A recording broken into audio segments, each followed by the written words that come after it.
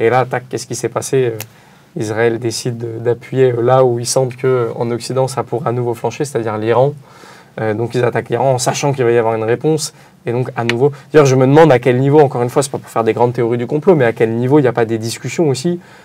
C'est sûr déjà il y a des discussions entre un gouvernement israélien et d'autres gouvernements occidentaux, mais à un moment, je sais pas, des gouvernants occidentaux qui disent là c'est trop dur de vous soutenir, on n'y arrive pas, on n'arrive pas à contenir la colère populaire qu'il peut y avoir autour du génocide. Une des solutions c'est peut-être l'Iran, quoi. Pour qu'on soit à nouveau enclin à soutenir coûte que coûte le gouvernement israélien. Bref, en tout cas, c'est certain que ça part dans tous les sens. Notre jeunesse, elle n'est pas dupe. Et de ce point de vue-là, c'est rassurant. Et je pense qu'ils peuvent tout perdre. Mais d'ailleurs, je crois qu'ils en ont conscience de ça. Justement, sur Rima Hassan, je trouve que ce serait assez intéressant d'avoir ton analyse, notamment sur le sujet de la haine dont elle peut faire l'objet de la part de toute la Macronie, les LR. Elle concentre une haine et c'est presque... qu'on peut presque comparer à ce que Jean-Luc Mélenchon pouvait subir à un moment.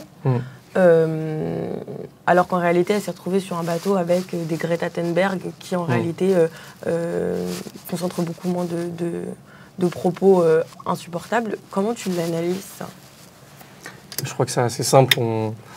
On a déjà la réponse tous en tête, mais Rima Hassan, elle est palestinienne, déjà. Donc, alors oui, elle n'a pas la nationalité palestinienne, parce qu'on sait tous l'histoire, justement, de ces populations qui ont été chassées avec la Nakba, etc. Mais elle est palestinienne, et rien que son existence même vient contredire tout le plan colonial, raciste de l'État d'Israël, vient contredire toutes les dingueries qu'ils sont en train de nous faire avaler, etc. Ne serait-ce que son existence. Donc de ce point de vue-là, le fait qu'elle existe politiquement, en plus on sait, c'est une jeune femme, donc tout ce que ça peut concentrer. D'ailleurs, moi je reçois beaucoup de messages de l'extrême droite régulièrement, mais je pense que toi tu dois prendre ta part. Je pense qu'à côté Rima Hassan, c'est un autre délire. Et dès que je parle de Rima Hassan, j'ai tout de suite des trucs sexuels dans tous les sens qui arrivent. J'ai tout de suite des insultes liées à la question de la sexualité, etc.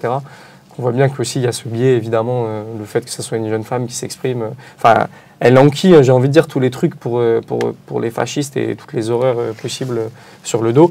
Et en plus de ça, c'est ce côté... Et ça, pour le coup, ça concerne l'ensemble de la France Insoumise, je dirais. Jean-Luc Mélenchon t'en a parlé, qui est le représentant, évidemment, de la France Insoumise de ce point de vue-là.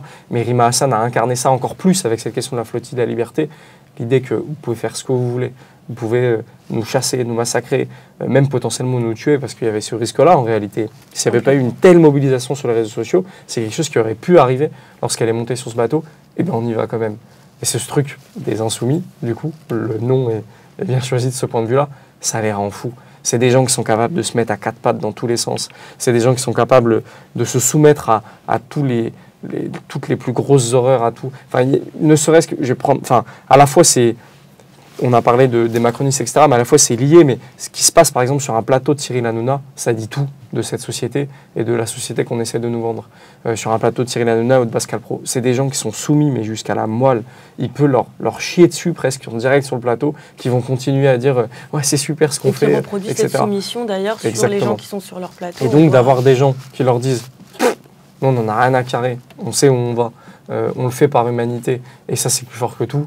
Mais en fait, ça les renvoie à quelque chose de misérable. Ça les renvoie à un truc, en fait, vous êtes des nazes, quoi, je sais pas comment dire. Et ça leur est insupportable. Et voilà pourquoi autant de haine viennent s'amasser comme ça sur Rima Hassan. Donc, on a eu une sortie hier à l'Assemblée nationale de Bruno Retailleau et je voudrais qu'on l'écoute ensemble avec le chat. L'immigration a un coût, j'ai dit à un certain nombre de reprises que désormais, parce qu'on ne la maîtrise plus, que l'immigration n'était plus une chance pour la France, parce qu'il y a une panne de l'ascenseur social, parce qu'il y a une panne de l'intégration, de l'assimilation, et il faut être objectif. C'est une question démocratique, et cette question démocratique, je n'en ai certainement pas peur, mais ce que je souhaite, c'est que la loi de la République soit respectée et que l'immigration irrégulière puisse reculer. Bon, toujours un grand malaise, mais dis-moi ce que tu peux... C'est fou comme discours. Il est quand même en train de nous justifier le fait, toutes ces politiques sur la question des sans-papiers absolument ignobles, etc., et la question de l'immigration, par le fait que l'ascenseur social ne fonctionnerait plus en France.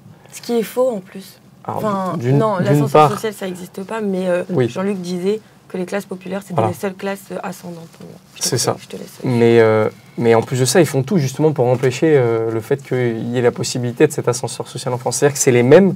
Bruno Retailleau fait partie d'un parti, fait partie d'un corpus politique général, qui font tout pour que les riches restent le plus riches possible, les pauvres s'appauvrissent de plus en plus. Et il nous dit ça comme si ça venait comme ça, j'en sais rien, ça tombait du ciel. Donc c'est juste assez fou comme argumentaire. Enfin vraiment, c'est complètement imbécile. Et donc oui, ces gens-là ont un intérêt effectivement à nous laisser, entre guillemets, le plus possible dans des vases clos, que les classes restent les mêmes, etc. Donc c'est assez dingue comme justification, quoi. Et derrière, la question de l'immigration est une chance, pas une chance, moi j'ai un peu du mal avec ce débat, parce qu'en réalité, on s'en fiche en fait. La question, c'est pas de savoir si c'est une chance ou pas une chance. Oui, il peut y avoir des bons côtés pour un pays, pour une nation, à l'immigration. Il peut y avoir des mauvais côtés sur certains aspects. On s'en fout en fait. C'est pas, enfin, les gens, c'est pas du bénéfice ou du malus. C'est pas comme ça qu'il faut voir ça. Enfin, il faut pas voir les choses comme ça. C'est plutôt, il y a des gens qui sont dans une précarité extrême, qui sont dans des situations compliquées. Même si l'immigration, d'ailleurs, à très grande majorité, c'est pas ça. C'est des gens qui ont fait des études, qui viennent juste en France. D'ailleurs, c'est l'immigration de pays qui viennent d'Occident, etc. Mais ça, c'est pas un problème, parce qu'on voit bien que la logique, elle est raciste pour ces gens-là.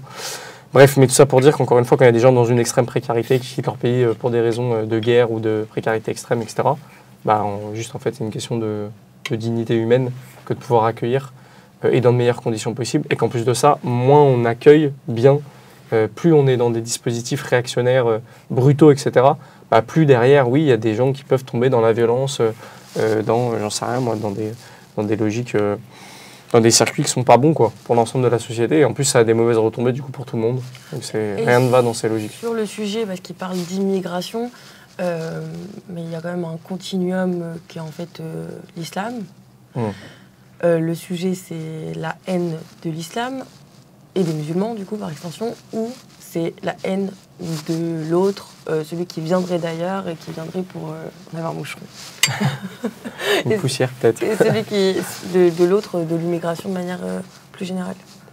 Je pense que, justement,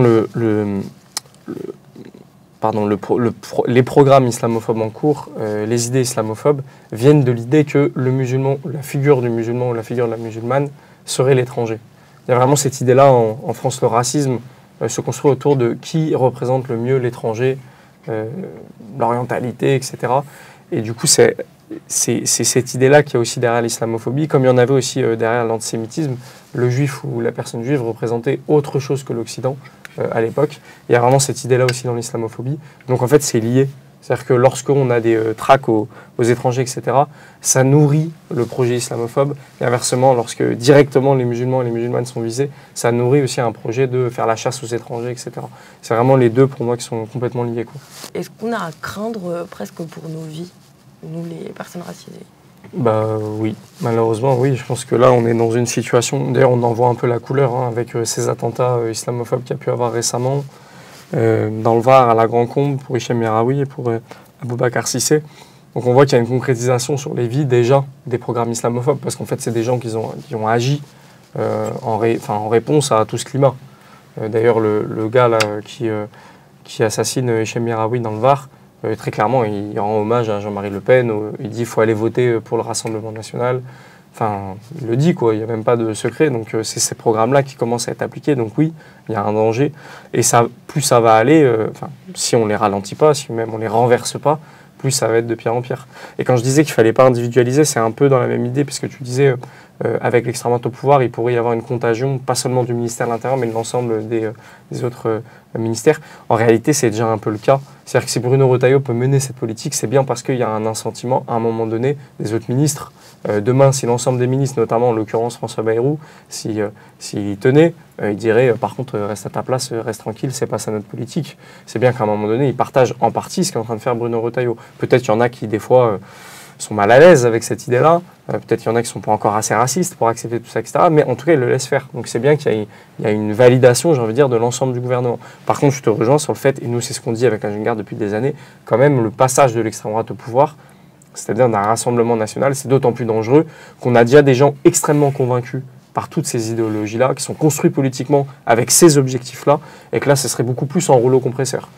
C'est-à-dire que ce qu'on a toujours dit, c'est que le fascisme, c'est pas seulement dans les frontières des limites de l'extrême droite organisée, type RN, etc. Que le fascisme, c'est un contexte économique, social, politique, en temps de crise, qui fait que ça se dilue dans l'ensemble de la société, dans les couches les plus réactionnaires, donc en partie dans les droites réactionnaires, pas seulement qu'à l'extrême droite, mais qu'évidemment, une extrême droite organisée, formée à ça, va beaucoup plus être en capacité d'imposer une potentielle société fasciste. Et en ce sens-là, oui, on voit là que ça y est, on y va de plus en plus. Aux États-Unis, je crois que c'est de plus en plus concret. Et encore une fois, il n'y a pas de limite au racisme. Là, c'est une étape, cette traque aux étrangers. On sait jusqu'où ça peut aller. On a eu des exemples, malheureusement, au siècle précédent.